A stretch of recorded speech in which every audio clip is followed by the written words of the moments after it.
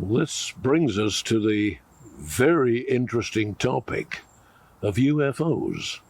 And I'm delighted to have Della with me, and I'm going to ask her about her experience of UFOs and what they might be. Della, it's lovely to be able to talk to you about this very interesting topic. And could you begin by describing for us what you saw? Yep. Well, lovely to be here. Thank you, Lionel. What I saw, I'd gone to Stonehenge to the summer solstice. Right. And a few of us were camped out in the centre of the stones, underneath the stars, waiting for the sunrise. Yes. And what happened was, I was lying on my back watching the stars, and I saw what looked like a white star moving towards us, get nearer and nearer. Then it stopped directly above, and then at a right angle, it suddenly shot off in the other direction, a complete right angle. I was hoping somebody else saw it, because I was like, oh no, I hope I'm not the only one. And I heard this couple on the grass near me saying, what on earth was that? So we spoke to each other with our theories, and they were saying, well, it couldn't have been a satellite because they continue in a circuit. Yes, they do. And this did a direct right angle. And then we were joking. I was saying, well, maybe Stonehenge is kind of like a marker for them. Right. For their, you know how we have motorways? And yes. it could be a kind of a UFO motorway sign. Yes, I like that idea. That was the theory at the time. And the thing is, I hoped to see it again, and I did. I saw it one more time, and it did a similar pattern. Just before the sun was coming up, it appeared again, and I was so happy to see it again. And it did the same thing. It did the right angle. And then went off at this right angle for the second time. And you would think it was a moving star, the way it was moving. But yeah, and it stopped. It hovered directly above us for a few seconds. Yes. And then shot off. Directly above us. It's a truly exciting and very interesting experience. It was, especially at Stonehenge. Yes, and there have been a great many sightings of UFOs over a long period, and they've been seen by sensible and reliable witnesses. And what do you think they really are? What might they be? Well, one of my theories is that humankind destroyed itself at some point, and possibly some of the survivors went inside the earth and continued to advance their technologies, the survivors. Meanwhile, the other humans are just developing from scratch. This is just my own little theory. So we've got to this stage now from scratch. They're possibly millions of years ahead of us. They could be from the inner earth. That's something that resonates with me as a top contender. But there's other possibilities of other dimensions, other worlds. I think it's all possible. Yeah, there are so many. You're absolutely right. There are so many very exciting, wonderful possibilities about who or what they might be. Do you think they're actually crewed and flown by intelligent living beings and like us, as you suggested? Or do you think they've got robots inside them, that they're doing it by remote control? Possibly both. Yes, I mean, as we do now with aircraft. Exactly. Yes, the mothership and the sending out the little scouting drones. Another theory that has been put forward is that they might be time travelers rather than space travelers. Right. Do you think there is any possibility that a really advanced science could conquer time in that way? I think it's possible. Yeah, absolutely. I mean, and also the inner earth theory of an advanced society, in a sense, they would be time travelers. They would, in that sense, yes, they would.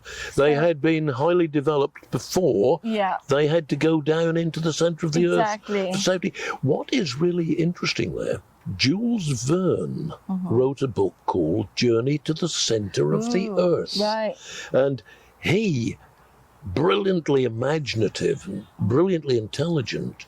I'm just wondering whether he had made any contact with some of those who were there, which had inspired that exceptionally good story that he wrote. Maybe. That he might have disguised fact as fiction. That's possible. And if they are other beings, either, you know, from the past, as you've suggested, which is very reasonable, what are their motives in coming up? Do they want to meet with us, or are they observing us?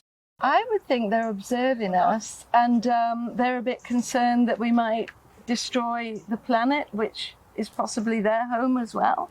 Yes. So keeping an eye on the children. Yeah, that makes a lot of sense. And a bit like the cargo cults, you know? Yes. From way back in the jungles. Ah, yes. The indigenous people would see the aircraft flying over, and they treated them as gods. Yes, that's so to right. us, it's the same thing. We can't quite understand what they are. It's something beyond us, and it's, in one sense, it's inspirational, isn't it? I think so, definitely. And there are people who have had vivid dreams which have linked the questions in the real universe to what was going on at the higher level of the mind in the dream.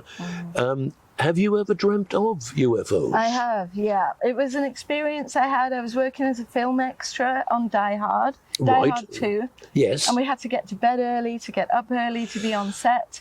And so I was getting to bed early. I fell asleep fast, and within seconds, I had what I've come to understand as an out-of-body experience. Right. I've had them since I was a child. So I used to panic. Now I just go with it. And they usually turn into the magnificent lucid dream. And it is like going into another dimension. That's how I would describe it. It's as real as this. Yes. So what happened on that particular night, my consciousness was suddenly flying over what looked like South America. Right. And it was so magical. The stars were out. I could see the jungle. And I was fascinated. I knew my body was asleep in bed, but I'm in this magnificent lucid dream and or other dimension. And at some point I landed on the mountaintop. Right. And I joined a circle of people. And it felt like we all knew why we were meant to be there. No words were spoken. Right. So we all just sat in a circle on the mountaintop, maybe about 7 or 8 of us, watching the skies. Right. And within seconds, this octagonal, like a eight-sided, yes. UFO turned up. Right. We were just watching it with a sense of knowing and a feeling of possible information being transmitted. Right. That's what it felt like. Yes. And it was as if we just expected that. It was no shock, no surprise. So it was almost like being in a meditative state, just watching this craft. Right. And then within seconds, I was waking up in bed.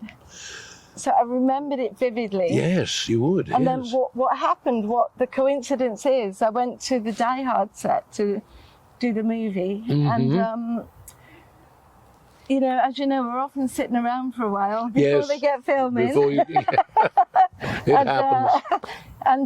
So I went for a little walkabout, and I was almost in a daydream, really, you know, just having a walkabout. And I was drawn to this lady, and I can't really explain it, but I was drawn to this lady as if we knew each other. Right. And we just greeted each other, you know, as if we knew each other, like old friends. And we got chatting, and I told her what I was up to, and she said she was waiting to meet a friend of hers who'd just come back from South America, writing a book on extraterrestrial visitations. And she described what I'd experienced. Wow. She said they're so used to them in these certain villages, they sit on the mountaintops waiting for them. Good Lord. She was describing my dream. Yes, that. And I didn't say anything. I was just, on some level, it felt as if even we were transmitting some information. Understand. But I just listened to what she was saying, feeling again this sense of knowing, and then I got called back to the set. Yes, to get on with the next piece of the shot. And then there's one last little bit to that story. At the end of the day, I got home. I went to the donut shop on the corner just to wind down and reflect on the day. And I was thinking about, there was a funny scene with the bomb scare. Right. And we were all running, laughing, and we got told off. You're not meant to be laughing at the bomb scare. So I was sitting there, and there was this homeless man. He used to sit in the corner. I used to call him Many Men because he had all these voices coming out. Right. So he was sitting in his little corner making something. He was engrossed. Old coat hangers, wires, paper cups. And anyway, as I was leaving, I said goodnight to the girl at the counter, and I turned to say goodnight to Many Men. And I looked at this thing he was making, and it was the same shape as the UFO. The UFO, the same octagonal pattern. Absolutely, yeah. That is amazing. I was like, what a day. Wow, indeed. And it felt like maybe his consciousness was on that mountaintop too. Yes. Because it was one coincidence after another that day. Truly, truly amazing. And Yeah. thank you so much for telling us about it. You're welcome. Oh.